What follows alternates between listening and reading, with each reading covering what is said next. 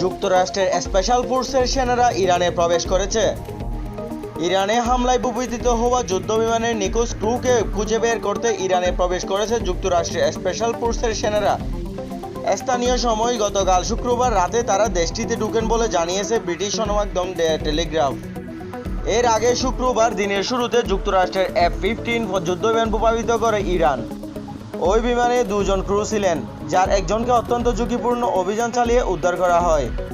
এই অভিযান অংশ নেওয়া যুক্তরাষ্ট্রের হেলিকপ্টারকে টার্গেট করে গুলি ছোড়েন ইরান সেনারা।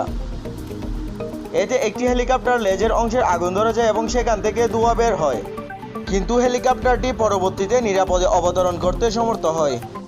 যুক্তরাষ্ট্রের স্পেশাল ফোর্সের সেনারা যখন তাদের ক্রুকে উদ্ধারের জন্য চেষ্টা চালাচ্ছে, তখন ওই ক্রুকে ধরতে পাল্টা অভিযান চালাচ্ছে ইরানি মিলিশিয়ারা। তবে এখন পর্যন্ত তার খোঁজ পাওয়া যায়নি।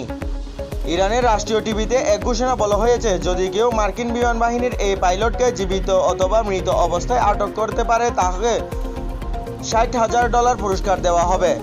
গতকাল F-15-এর পাশাপাশি যুক্তরাষ্ট্রে একটি A-10 ওয়ার এটি হরমুজ প্রণালীর কাছে পারস্য উপসাগর আছড়ে পড়ে। এই মডেলের বিমান সাধারণত খুব কাছ থেকে হামলা চালানোর জন্য ব্যবহার করা হয়।